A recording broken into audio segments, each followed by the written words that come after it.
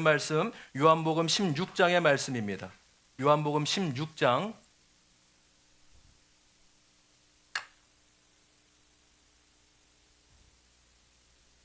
요한복음 16장 22절에서 24절까지의 말씀입니다. 요한복음 16장 22절에서 24절까지의 말씀, 제가 22절, 우리 성도님들이 23절, 24절 다 같이 읽겠습니다. 이와 같이 지금 너희가 근심에 쌓여 있지만 내가 다시 너희를 볼 때에는 너희의 마음이 기쁠 것이며 그 기쁨을 너희에게서 빼앗을 사람이 없을 것이다.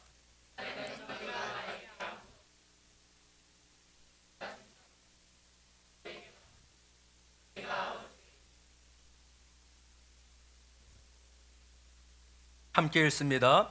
지금까지는 너희가 아무것도 내 이름으로 구하지 않았다. 구하여라. 그러면 받을 것이다. 그래서 너희의 기쁨이 넘치게 될 것이다. 아멘. 우리 24절 한 절만 다시 한번 우리 선포하면서 마음에 새기면서 다시 한번 읽습니다. 시작. 지금까지는 너희가 내 이름으로 구하지 않았다. 구하여라. 그러면 받을 것이다. 그래서 너희의 기쁨이 넘치게 될 것이다. 아멘. 어느 집사님 가정에서 앵무새를 키우고 있었는데 그 앵무새가 한마디만 할 줄 알았답니다. 바로 키스해 주세요라는 말이에요. 여러분, 앵무새는 사람의 말을 따라하지 않습니까? 그래서 손님이 올 때마다 앵무새가 갑자기 키스해 주세요라고 하면 당황스러운 겁니다. 고민을 하다가 반가운 소식을 듣게 되었는데, 목사님 댁에도 앵무새 한 마리가 있는데 목사님 댁 앵무새는요, 믿음의 영향을 받아서 그런지 기도합시다라는 말만 하는 겁니다. 그래서 집사님이 자기네 집 앵무새를 목사님 집에 보내서 며칠 있게 하면 믿음의 영향을 좀 받아서 돌아오겠다라고 생각이 들었습니다.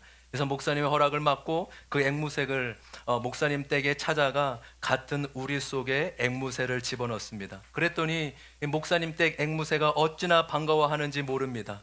손님이 오니까 반가워서 하는 말이 기도합시다 라고 말했습니다. 그러자 집사님 댁 앵무새가 늘 하던 말이 무엇이었죠? 그렇죠. 키스해 주세요, 키스해 주세요 라고 대답했습니다. 그때 목사님 댁 앵무새가 이제껏 한 번도 안 하던 말을 하게 되었답니다. 바로 주여 제 기도에 응답해 주셔서 감사합니다 라는 말이었다라고 합니다. 여러분, 목사님 댁 앵무새는요, 이제까지 기도해 왔나 봐요. 나에게도 맞는 짝을 주세요, 주시옵소서. 여러분, 앵무새의 기도에도 응답하시는 하나님이 어찌 그의 자녀인 우리의 기도에 응답하지 않겠습니까? 하나님은 우리의 기도를 들으시는 분이요, 우리의 기도에 귀 기울이시는 분이심을 믿습니다.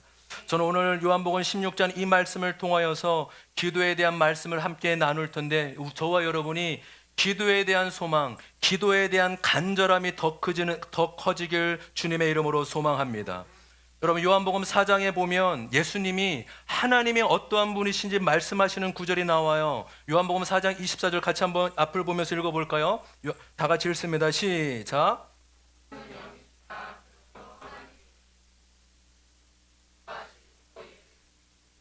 여러분, 하나님은 어떠한 분이시라고 하십니까? 하나님은 영이십니다.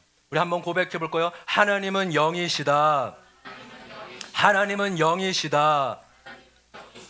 많은 사람들이 이렇게 얘기합니다. 하나님이 진짜 계신다면 내 눈에 좀 보이게 해봐. 내가 하나님을 보면 믿을 테니까. 여러분, 잘 들으십시오. 하나님은 눈에 보이거나 손으로 만져지거나 몸으로 느낄 수 있는 분이 아니에요. 왜요? 예수님의 말씀처럼 하나님은 영이시기 때문입니다.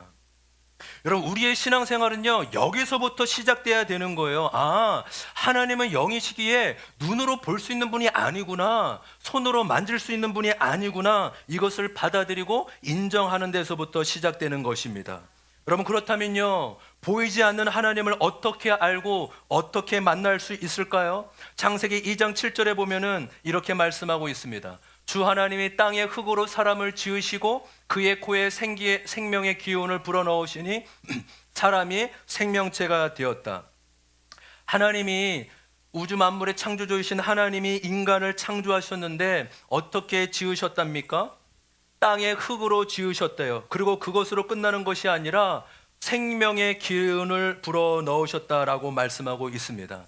여러분, 여기서 이제 생명의 기운이란 여러 가지 의미가 있지만 쉽게 말씀드리면 하나님의 숨결 또한 하나님의 영이다라고 말씀하고 있습니다. 한번 따라해 볼까요? 하나님의 영. 여러분, 이 말씀을 정리하면요, 사람은요 육체와 영혼으로 지음받은 존재라는 거예요. 보이는 우리 몸이 먹고 마시고 생활하는 우리 육체만 있는 것이 아니라 바로 영혼도 함께 지음받은 존재입니다. 함께 고백해 볼까요? 육체와 영혼으로 지음받았다. 여러분, 인간을 제외한 이 땅의 모든 동물과 짐승은요 하나님이 흙으로만 지어봤대요. 창세기 2장 19절 보실까요? 주 하나님이 들의 모든 짐승과 공중의 모든 새를 흙으로 빚어서 만드시고 그 사람에게로 이끌고 오셔서, 여러분 보세요. 모든 인간 외에 다른 모든 동물과 짐승들은 무엇으로만 지음을 받았다고요? 흙으로만요. 여러분, 요즘 유럽이나 미국 등에서는요 자기가 키우는 강아지나 고양이에게 세례를 베풀어 달라고 해요. 그래서 성당이나 교회에 그렇게 찾아옵니다. 왜요? 죽으면 같이 천국 가려고. 내 자녀만큼 소중하니까 얘네만 놓고 못 간다. 같이 죽어도 같이 천국 가야 된다라는 거예요. 여러분, 요즘에 한국에는요 강아지도 교회에 데려올 수 있는 교회들이 생겨나기 시작했어요. 우리 교회는 그런 생각은 아직 없습니다. 예, 괜찮습니다. 예, 우리도 자리가 부족할 수 있기 때문에 강아지에 앉을 자리가 없어요. 여러분, 자신들의 애완견을 사랑하는 마음은 알겠지만 그것은요 성경적이지 않아요. 왜요? 동물들은 영혼이 없어요.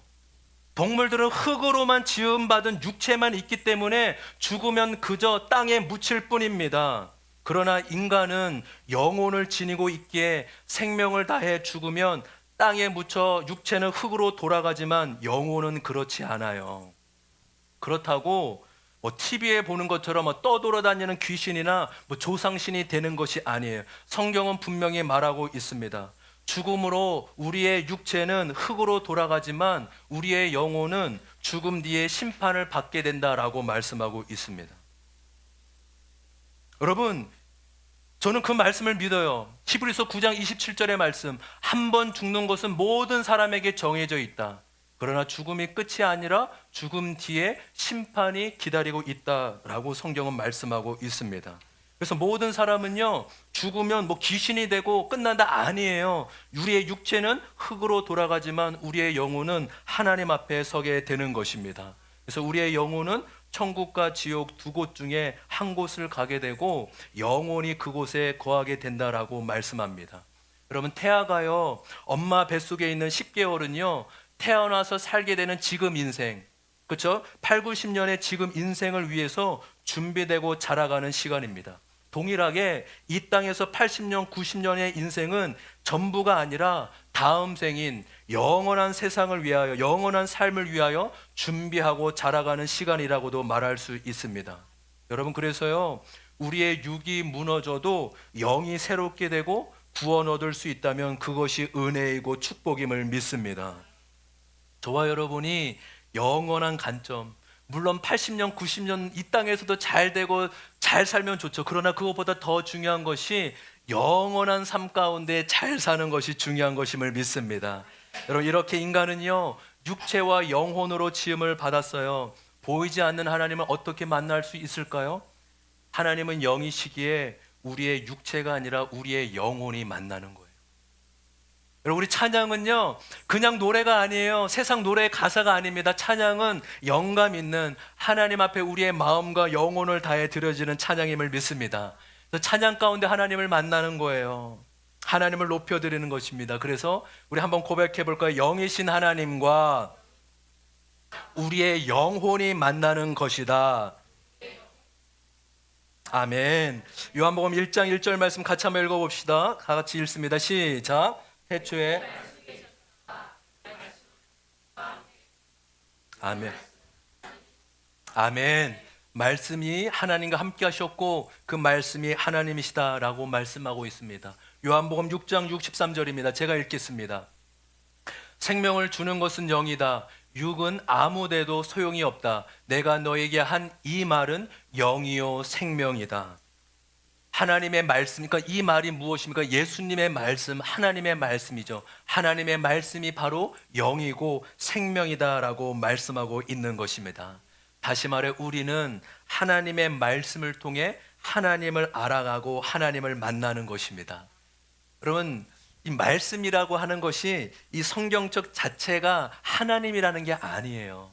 다시 한번요. 우리가 늘 말씀을 다시 한번 요한복음 1장 1절 한번 다시 넘겨볼까요? 말씀이 하나님이라고 하잖아요. 그럼 말씀이 도대체 뭐지? 이 성경인가? 물론 그것도예요. 그렇다고 이 성경이 하나님 그분이 아니세요. 여러분, 가끔 우리가 성경을 읽다가 졸려서 성경 위에 이렇게 가끔 엎드려서 주무실 수도 있어요. 그 갑자기 내가 어떻게 감히 성경책 위에 머리를 댈 수 있지? 안 놀라셔도 돼요. 이 성경책 자체가 하나님 말씀, 하나님이 아니세요. 이 말씀 안에 생명이 있기에 이 말씀이 하나님이라는 것입니다. 할렐루야. 그러니까 비슷한 것 같지만 이것이 오늘 전체 주제가 아니기 때문에 그러니까 비슷한 것 같지만 다른 거예요. 말씀 안에 하나님의 생명이 있기에 말씀이 곧 하나님이신 것입니다.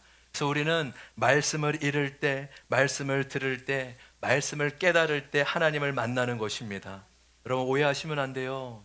하나님을 만나는 것이요 갑자기 천둥 번개가 치고 온몸에 100만 볼트가 흐르는 것처럼 짜릿짜릿한 어떤 초자연적인 경험을 하고 그런 것이 아닙니다. 물론 그런 경우도 간혹 있기도 합니다. 저도요 가끔 기도할 때요 몸이 찌릿찌릿할 때가 있더라고요. 그래서 하나님이 찾아오셨나 했는데 다리에 쥐가 나서 찌릿찌릿한 것을 알게 되었습니다. 여러분, 하나님은 말씀을 통해 만나는 것입니다. 말씀을 읽고 말씀을 듣는데 마음 가운데 내가 죄인됨이 믿어지는 거예요. 정말로 예수님이 역사적인 인물만이 아니라 나의 죄를 위해 2000년 전에 오셔서 나의 죄를 위해 십자가에 돌아가신 분이심이 믿어지는 것입니다. 할렐루야. 여러분, 그래서요 교회에 오셔서 제일 중요한 것이 설교 말씀에 귀를 잘 기울이는 것입니다. 간혹요 딴 생각이 들어도요 바로 고개를 흔드셔서 말씀에 집중해야지, 말씀을 잘 들어야지 마음을 먹길 소망합니다. 특별히 우리 교회는 어른 세대부터 우리 아이들 세대까지 함께 예배드리고 있지 않습니까? 우리 어른 자녀를 둔 부모님들이요 여러분 정말로 힘들 때예요. 정말로 이 애들 일찍부터 옷 입히고 기저귀 채우고 와서 아이들과 함께 예배를 드리는 게 결코 쉽지 않습니다. 그래서 저는 분명히 믿습니다. 그분들이 그만큼 힘들고 애쓰는데도 예배를 드리려고 하고 말씀을 드리려고 하면 하나님이 더 큰 은혜로 주시는 분이시라고 분명히 믿습니다. 그래서 교회 첫 번째, 우리 어르신들도 가장 중요한 분이지만 애기 엄마들, 임산부, 애기 엄마들이 모든 교회에 가장 연약한 자예요. 약한 자예요. 그래서 그분들이 신앙생활하는 어린 자녀나 임산부가 신앙생활하기 좋은 교회가 따뜻한 교회죠.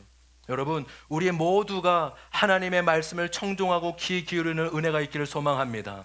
그래서 여러분, 하나님 만나시기 위해요 저 멀리 산에 가거나 기도원에 가지 않으셔도 돼요. 일상 속에서 이 주어진 말씀을 늘 가까이 하고 늘 마음에 새기는 은혜가 있기를 소망합니다. 매일매일 주어진 큐티 말씀을 통해 나에게 하나님 어떻게 다가오시는지, 어떻게 말씀하시는지 하나님을 찾고 만나는 은혜가 있기를 소망합니다.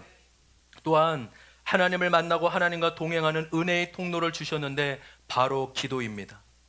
하나님이 말씀으로 우리에게 다가오신다면 우리는 기도로 하나님께 나아가는 거예요. 다시 한번요. 하나님이 말씀으로 우리에게 다가오신다면 우리는 기도로 하나님께 나아가는 것입니다. 여러분, 오늘 본문이 그래요. 예수님이 제자들에게 당신이 당할 죽음과 고난에 대해서 말씀하십니다. 그러자 제자들이 듣고요 그 말을 듣고 근심하고 절망합니다. 왜요? 제자들에게 예수님은 의지의 대상이고 소망의 대상이었기 때문에 예수님이 내가 고난을 받아 죽을 것이다 라는 말을 들으니 얼마나 근심이 가득했어요.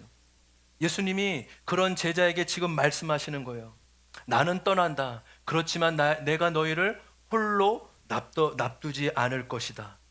나는 십자가의 죽음을 당하지만 하나님 아버지께서 나를 대신해 성령을 보낼 것이다. 너희가 아버지가 보낼 성령을 통해 근심 대신 기쁨을 맛보게 될 것이다. 그런 말씀입니다. 할렐루야. 여러분, 성령과 기도와 기쁨은 아주 밀접한 연관이 있어요. 성령과 기도. 한번 따라해 볼까요? 성령과 기도, 기도와 기쁨. 이 세 가지는요, 아주 밀접한 관계가 있습니다. 오늘 예수님께서 우리에게 아주 놀라운 약속, 위대한 약속을 우리 가운데 말씀하시죠. 24절 우리 다시 한번 읽어볼까요? 24절 다 같이 읽어보겠습니다. 시작. 지금까지는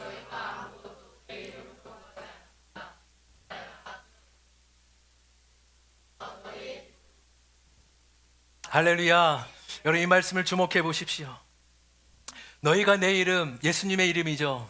내 이름으로 구하지 않았다. 그러나 이제 구하여 봐라. 이제 기도하러 봐라. 그러면 받게 될 것이고 너희 안에 기쁨이 넘치게 될 것이다 라고 예수님이 말씀해 주신 것입니다.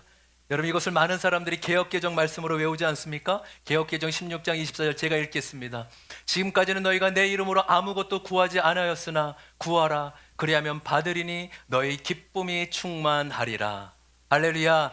저는 이 말씀 우리는 이 다음 세대와 또 우리 처음 믿는 새 신자들을 위해서 새 번역을 사용합니다.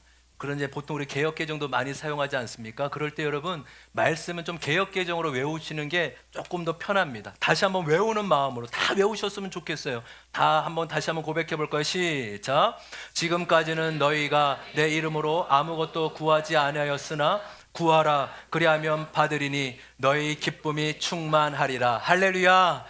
하나님이 예수님의 이름으로 구하면 받게 될 것이고 우리의 기쁨이 충만하다라고 말씀해 주십니다. 여러분은 언제 가장 기쁘십니까? 최근에 언제 가장 기쁨을 경험하셨습니까? 말씀을 준비하며 제 인생이 언제 가장 기뻤나 생각해 봤습니다. 결혼할 때, 네, 조금 기뻤던 것 같아요.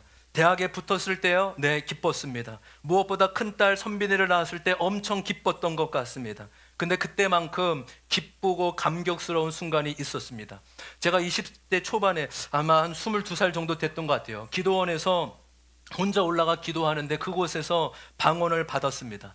한 번에 받은 게 아니라요, 몇 번의 수련회가 있었는데 방언을 주신 것 같은데 또 아닌 것 같고 왔다 갔다 하는 것이었습니다. 이제 처음 오신 분들이 방언이라는 것을 좀 뭔가 하는데 이제 우리나라 말이 아니라 이제 다른 말로 입에서 다른 말의 언어가 나오는 이제 그런 기도죠.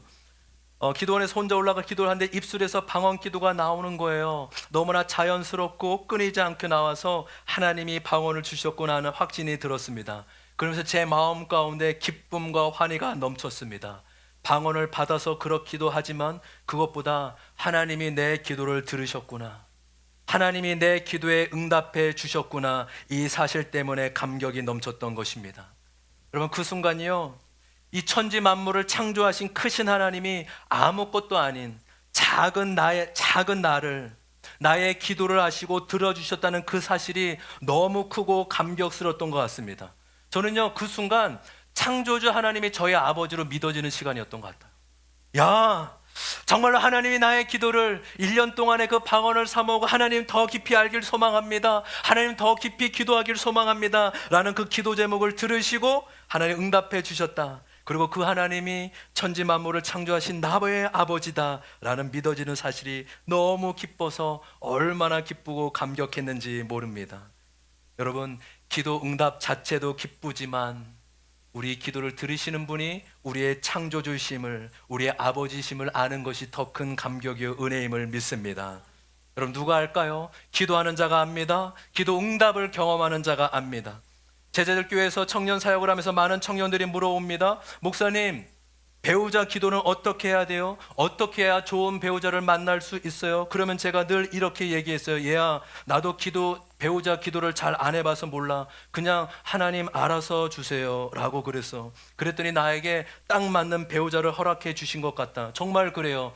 20대 중반부터 사역을 했기에 사역에 대한 기도가 대부분이었지 배우자에 대한 기도는 거의 없었습니다. 그런데 저에게 딱 맞는 자매가 제 앞에 저에게 다가와 저를 좋아한다라고 얘기했습니다. 저는 그렇게 믿고 싶어요. 저와 아내의 이해가 서로 다르지만 저는 그렇게 아내가 저에게 찾아왔다라고 믿고 싶습니다. 여러분, 하나님은 우리가 일일이 조목조목 구체적으로 기도해야만 들으시고 응답하실까요? 한 아이가 엄마 나는 떡볶이를 먹을 때 떡은 20개, 오뎅은 10개, 달걀은 3개만 넣어주고 맛은 중간 맛으로만 해줘야 돼. 그렇게만 말해야지만 엄마가 그 말을 듣고 그대로 해줄까요? 아니죠. 딱 한마디, 엄마 나 배고파, 나한테 맛있는 거 해줘. 그러면 엄마가 알아서 해주잖아요. 여러분 동일합니다. 하나님은 우리의 마음, 하나님께 의지하는 마음, 하나님께 소원을 두는 그 마음을 기뻐하시고 그 마음 자체를 받아주시고 들어주시는 분이심을 믿습니다. 여러분 잘 들으십시오. 그렇다고 제가 지금 기도는 구체적이지 않아도 괜찮다 이 말씀 드리려고 하는 것이 아니에요. 저는 배우자에 대한 기도를 거의 한 적이 없지만 저에게 딱 맞는 배우자를 주셨어요. 반면에 우리 남미란 집사님은 배우자 기도를 얼마나 구체적으로 조목조목 했는지 모릅니다. 뭐 10가지인가 100가지를 했다고 해요. 깜짝 놀랐어요. 100가지 쓰고 싶어도 못 쓸 것 같은데 어떻게 그렇게 쓰셨는지. 예. 키는 어떻고 외모는 어떻고 성격이나 성품은 어떻고 또 믿음의 몇 대 집안이고. 그런데 남편 집사님을 만났는데 정말 자신의 기도 제목 그대로 응답해 주셨다고 합니다. 여러분 놀랍지 않습니까? 여러분 그러면 어떤 것이 맞는 걸까요? 도대체 어떤 기도가 맞는 걸까요?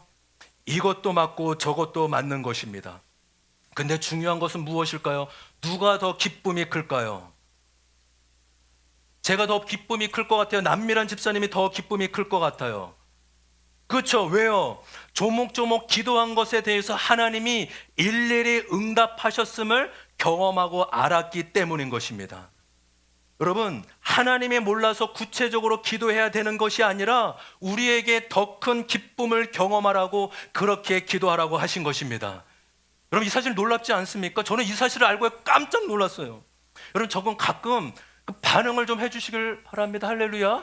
좀 이렇게 정말 그러네. 그래서 이렇게 막 이렇게 하고 좀 이렇게 표현나 반응 좀. 예.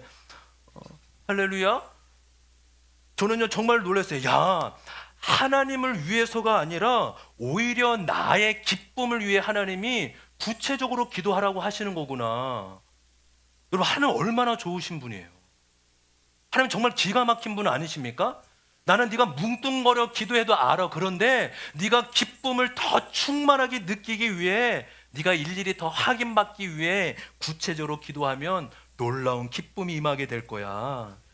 여러분 이번에 추수감사헌금도요 헌금만 하지 말고 헌금 봉투에 하나님께 감사 기도 제목을 꼭 적어서 내시기를 소망합니다. 아멘. 크게 하십시다. 아멘. 뭐 헌금, 뭐 돈도 중요하지만 더 중요한 게 감사 제목이에요. 적어도요 3가지에서 4개, 많게는 10가지 정도 구체적으로 적어서 내십시오. 왜요? 하나님이 모를까봐? 아니에요. 내가 생각하고 적으면서 하나님이 베풀어 주신 은혜가 떠오르고 마음에 새겨지기 때문인 것입니다.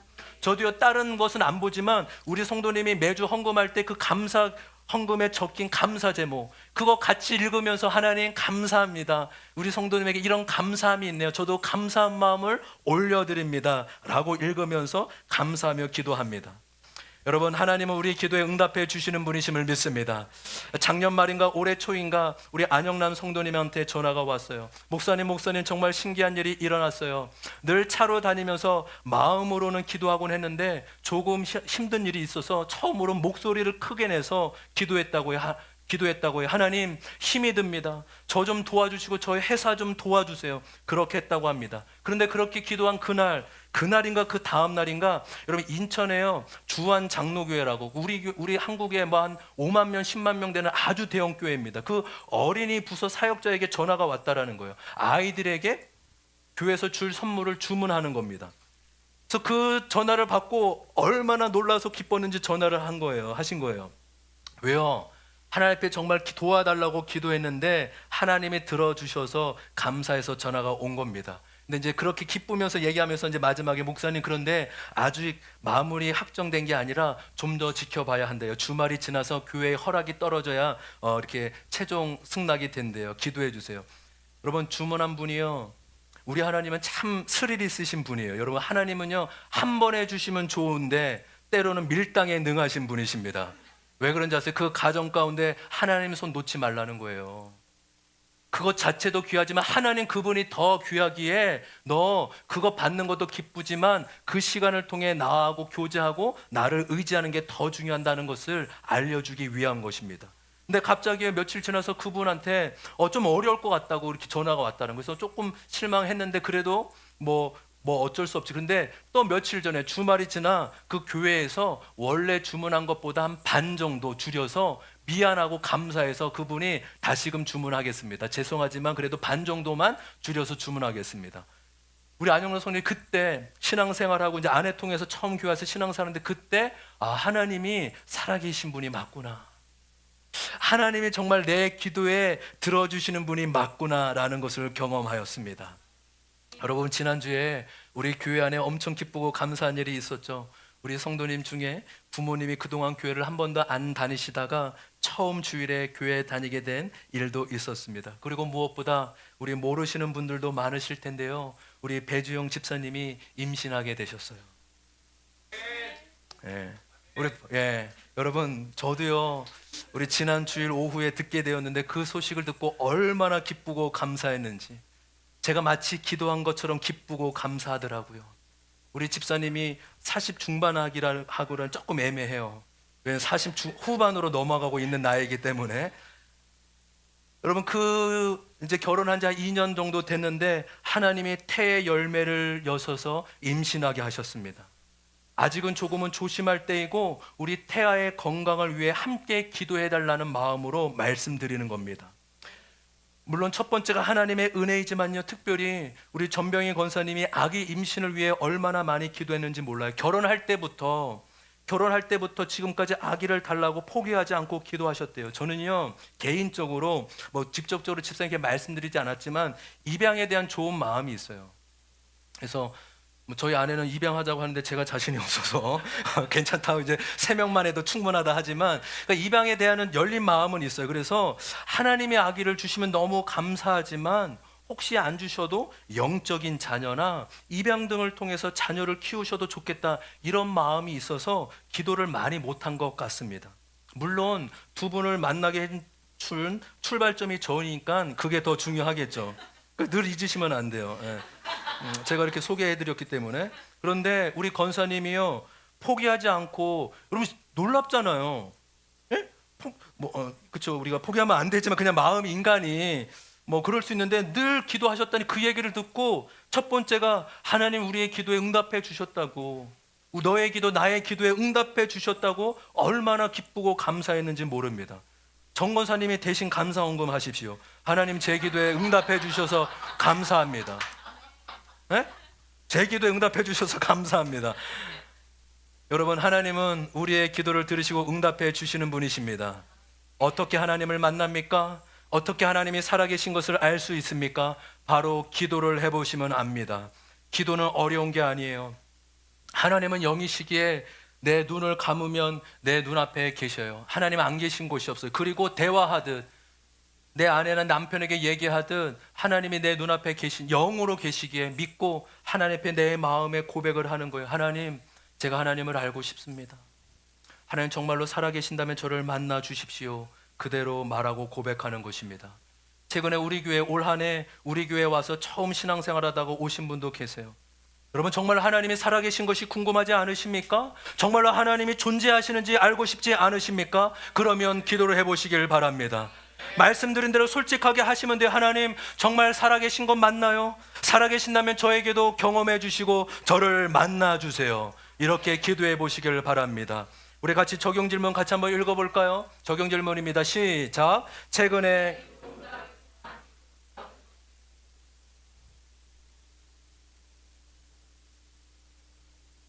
여러분 언제 있습니까? 언제 기도 응답을 통해 기쁨을 넘치는 경험하셨습니까? 생각해 보시기 바랍니다. 여러분, 그렇다면 기도하면 다 응답될까요?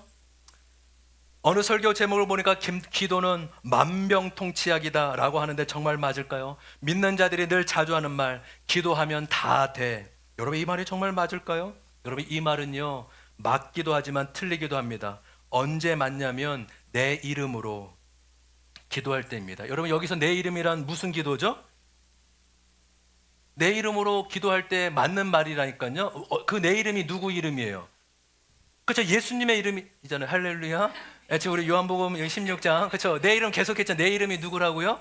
예수님의 이름으로. 근데 반면에 언제 이 말이 틀린 걸까요? 바로 자기 이름, 내 이름, 정말 내 이름으로 기도하는 겁니다. 여러분, 무엇을 의미할까요? 여러분, 이름이란 그 사람의 인격, 그 사람의 됨됨이, 그 사람의 뜻을 나타내주는 대표를 띠고 있습니다. 그래서 예수님의 이름으로 기도한다라는 것은 예수님의 인격, 예수님의 뜻에 걸맞는 것을 말합니다. 할렐루야. 하나님, 로또 당첨하게 해주세요. 하나님, 이번에 우리 자녀가 어디 대학에 합격하게 해주세요. 하나님, 우리 교회가 대전에 몇 번째로 큰 교회가 되게 해주세요. 여러분, 이런 기도와 소원이 예수님의 인격에 걸맞는 걸까요? 예수님의 뜻에 합한 걸까요? 그렇지 않잖아요. 여러분, 모든 종교에는 다 기도가 있어요. 기독교에만 기도가 있는 게 아니라 다른 모든 종교에도 다 기도가 있다고요. 그런데 가장 큰 차이가 무엇일까요? 다른 종교는 내 소원, 내 바람, 내 목적을 이루기 위해 기도하는 거예요. 로또 당첨, 사업 잘 되는 거, 자녀 잘 되는 거, 성공해서 인생이 행복해지는 것, 이것을 위해 기도합니다. 그러나 하나님이 우리에게 가르쳐 주신 기도는 무엇입니까? 마태복음 6장 33절입니다. 마태복음 6장 33절 다 같이 읽겠습니다. 시작.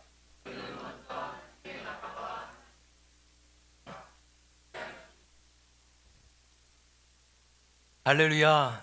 너희는 먼저 그의 나라, 하나님의 나라와 의를 구하려라. 그리하면 이 모든 것을 너에게 더하여 주실 것이다 라고 말씀하여 주셨습니다. 기독교에서 말하는 기도는요, 하나님의 나라와 의, 쉽게 말해 하나님과의 관계, 사람과의 관계를 위해 구하는 거예요. 사업 성공, 자녀 성공, 가정 행복, 이런 것이 중요하지 않다는 것이 아닙니다. 중요하기도 하지만 언제나 우선순위가 있다면 바로 하나님과의 관계를 말하는 것입니다. 할렐루야.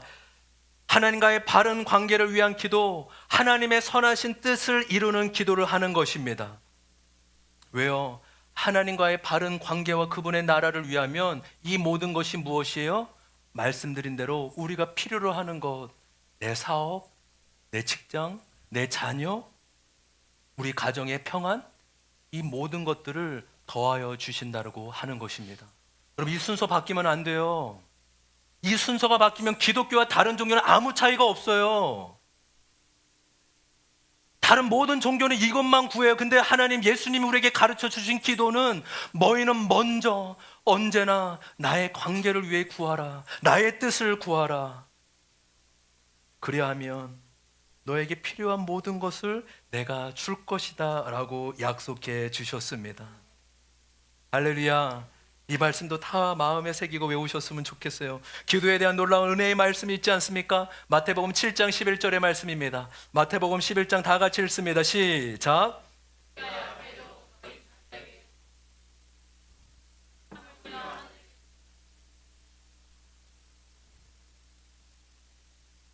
여러분, 구하는 것이 무엇입니까? 기도 아닙니까? 간구하다, 기도하다. 기도하는 자에게 하나님이 무엇을 주신다고 약속하셨습니까? 무엇을 주신다고요? 좋은 것을 주신다고 말씀합니다. 여러분, 이 진리의 말씀을 믿으시길 바랍니다. 하나님은 기도하는 자에게 좋은 것을 주시는 분입니다. 그렇다면 중요한 건요, 여기서 말하는 좋은 것이란 무엇일까? 그게 중요한 거예요. 여기서 말하는 좋은 것이 무엇이에요?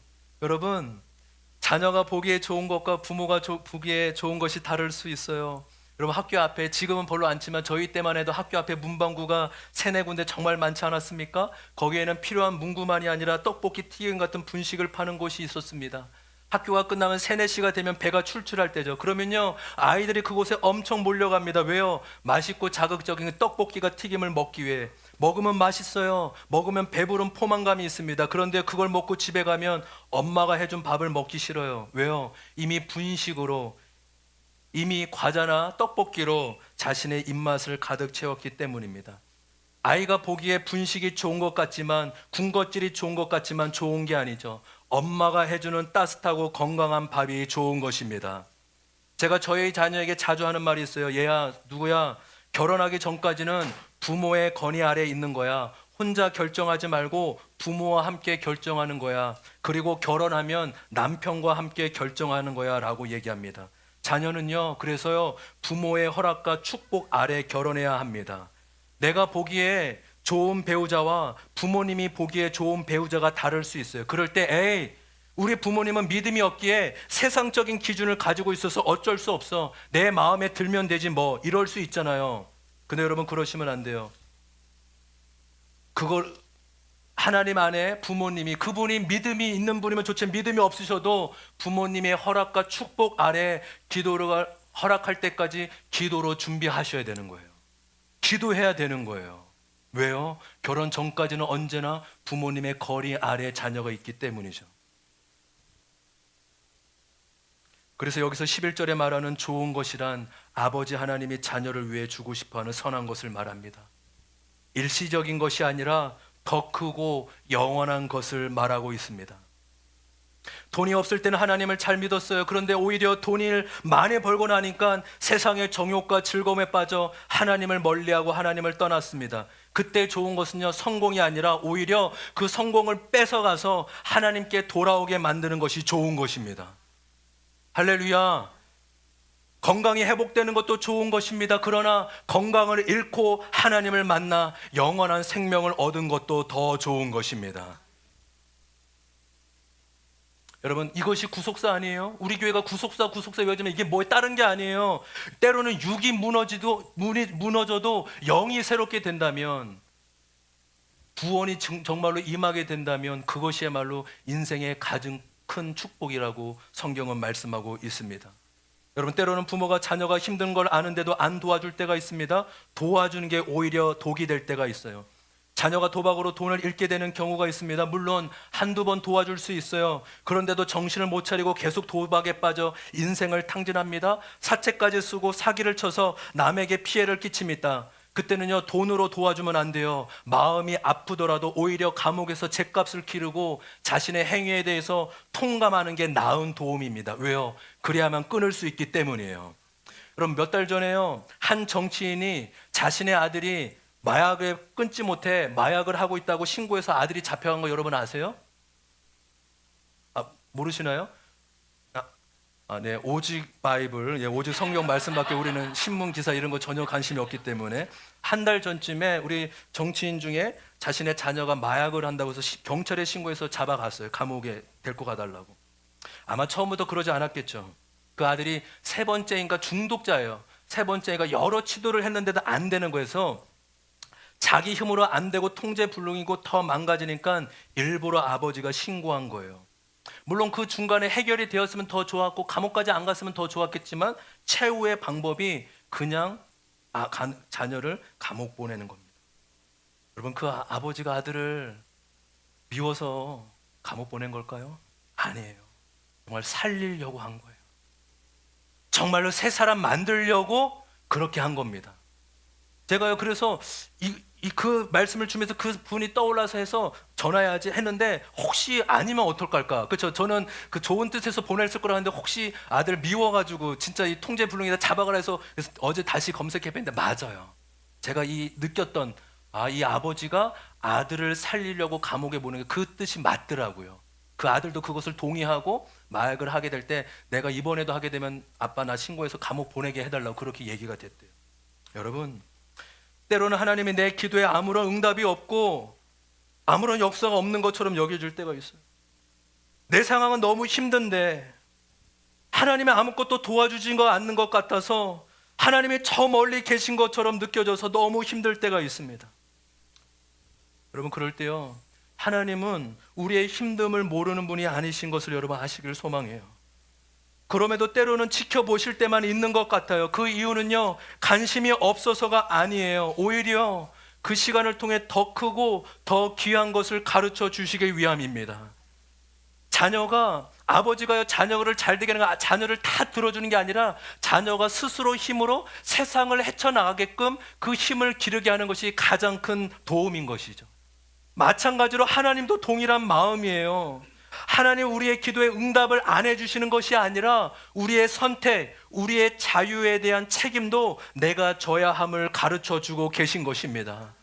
그 시간을 통해 진짜 믿음이 성숙한 자로 자라나기 위해 지켜보시는 거예요. 여러분, 하나님은 우리의 기도에 가장 좋은 것으로 응답해 주시는 분이심을 믿습니다. 적용 질문입니다. 같이 한번 읽어볼까요? 시작. 내가 아무리 기도해도 아직 응답되지 않는 것은 무엇입니까? 또한 왜 응답되지 않는다고 생각하시나요? 혹시 내가 좋은 것과 하나님 아버지가 좋은 것이 달라서일 수 있나요? 어떻습니까? 어떠세요? 오늘은 몇 가지 적용을 드림으로 말씀을 정리하려고 합니다. 여러분, 우리는 지금까지 기도의 소중함, 왜 기도해야 되는지 말씀을 나눴어요. 그런데 정작 중요한 것은 기도가 중요하다는 것을 아는 것이 아니라 기도의 자리로 나아가는 것입니다. 기도를 아는 자가 아니라 기도를 하는 자가 되어야 합니다. 제가 정해놓고도 너무 멋지더라고요. 할렐루야. 교만해서가 아니라 그냥 이렇게 정말 놀랍다. 다시 한번 따라해볼까요? 시작. 기도를 아는 자가 아니라 기도를 하는 자가 되어야 한다. 할렐루야. 저와 여러분이 기도를 아는 자, 기도는 중요해. 마저 기도해야지가 아니라 기도를 실제로 하는 자가 되기를 소망합니다. 그런데 정작 우리가 신앙생활하며 기도하려고 힘쓰지 않습니다. 오히려 기도하는 시간을 아까워합니다. 왜요? 하나님이 기도를 들어주신다고 응답해 주신다는 믿음이 없기 때문에요. 여러분 잘 들으십시오. 기도는요, 아무리 뭐라 해도요, 믿음이 있는 자만 할 수 있어요. 지금처럼 바쁜 이 시대에 30분 동안 가만히 앉아서 중얼중얼한다. 여러분 이것처럼 미련해 보이는 게 어디 있어요? 여러분 그래서 기도는요, 믿음이 있는 자만 하는 거예요. 그럼 혹시 기도하지 않는다? 죄송합니다. 믿음이 없어서 그럴 수 있어요. 하나님을 믿지 못해서 그럴 수 있다라고요. 여러분, 기도함으로 하나님께 나의 믿음을 하나님께 보여드리는 은혜가 있기를 소망합니다. 특별히 새신자분들, 우리 은석 성도님 가정을 위해서도 내가 기도하면서 우리 몇 가정을 위해 특별히 우리 기존의 모든 성도님들을 그렇지만 오늘 처음 오시는 분을 위하여서도 준비했는데 못 오신 분이 계세요. 여러분, 새신자의 기도는 하나님이 더 빨리 더 잘 들어주십니다. 왜요? 하나님도 그분에게 내가 살아계신 것을 보여주고 싶거든요. 내가 너의 구원자고 내가 너의 창조주임을 보여주고 싶기 때문에 새신자 때는요, 더 기도에 빨리빨리 응답해 주세요. 기도는 언제 어디서든 할 수 있습니다. 하나님이 안 계신 곳이 없기 때문입니다. 설거지하면서 차 안에서 책상에서 어디서나 하나님을 인식하며 기도할 수 있습니다. 그러나 여러분, 사람은 또한 정해진 틀이 없으면 지키기 힘들어해요. 그냥 기도하고 싶을 때 해야지? 여러분, 그럴 마음이 들 때가 거의 없어요. 여러분은 쉬고 싶고 놀고 싶은 마음이 더 크시나요? 아니면 노는 것보다 기도하는 게 더 좋고 자연스러우시나요? 쉬고 싶고 놀고 싶은 게 더 크잖아요. 안 그러신가요? 아마 우리 중에 방 권사님 정도만, 한 분 정도만 기도하는 게 더 자연스럽고 좋지, 나머지는 저도 여전히 놀고 싶고 쉬고 싶은 게 더 좋아요. 이게 한순간에 70년의 내공이에요. 70년의 인생을 기도하는 삶으로 살았기 때문에 자연스러운 거지 끊임없습니다. 무엇을 말씀드려요? 여러분, 내가 언제 어디서 기도하는 시간을 갖겠다라는 나름대로의 결단과 적용 없으면요, 기도를 못해요. 우리는 우리 자신을 너무 믿어요. 나는 언제든지 기도할 수 있어. 나는 언제든지 말씀 볼 수 있어. 아니요. 우리 자신 믿지 말아요. 정해진 틀, 저도 그런 거 별로 싫어하지 않거든요. 별로 좋아하지 않거든요. 근데 신앙생활 해보니까요, 정해진 틀은 나를 살리는 보호 장치예요. 그거 없으면 우리는 아무도 신앙생활 하고 싶지 않다고요. 그것이 생명을 주는 놀라운 하나님의 도구요, 안전 장치임을 아시는 은혜가 있기를 소망합니다. 마지막 적용 질문입니다. 다 같이 읽어보겠습니다. 시작. 기도하는 시간과 장소를 정하지 않으면 기도하기 힘듭니다. 기도하는 시간과 장소를 정해 보세요. 여러분, 주무시기 전에 10분도 괜찮아요. 무릎 꿇고 앉아서 10분도 괜찮습니다. 처음 신앙생활한 분은 누워서 5분만이라도 하나님, 오늘 이런 일이 있었습니다. 감사합니다. 하나님 은혜 감사합니다. 그렇게 기도로 시작하셔도 돼요. 그런데 이번에 목장 모임을 함께 나눌 때 나름대로 결단하고 오세요. 지키지 못할 수 있어요. 그렇지만 우리가 함께 증인이 되는 거예요. 집사님, 그때 함께 약속했는데 넘어지셨나요? 괜찮으면 다시 하시면 됩니다. 그 시간, 그 장소에서 다시 기도하시면 됩니다. 라고 함께 격려하면서 나아가는 것입니다. 이제 말씀을 맺고 정리하겠습니다. 기도하지 않으면 모릅니다. 하나님은 여전히 우리의 삶 가운데 일하고 계심을 분이심을 믿습니다. 그럼에도 기도하지 않으면 전혀 모를 수 있어요. 하나님이 일을 안 하시는 것이 아니라 기도하지 않기 때문에 모르는 거예요. 기도해야 된다는 말이 뻔하게 들리지 않기를 소망합니다. 하나님을 경험하기 위해 기도해야 합니다. 하나님과 동행하기 위해 기도해야 됩니다. 그리고 내 삶에 기도 응답의 기쁨이 넘쳐나기 위해 기도해야 합니다. 세상이 줄 수 없는 그 기쁨을 경험하고 만끽하기 위해 기도하시는, 늘 기도하며 하나님 앞에 나아가는 저와 여러분 되시길 주님의 이름으로 축복합니다. 아멘. 다 같이 일어나겠습니다.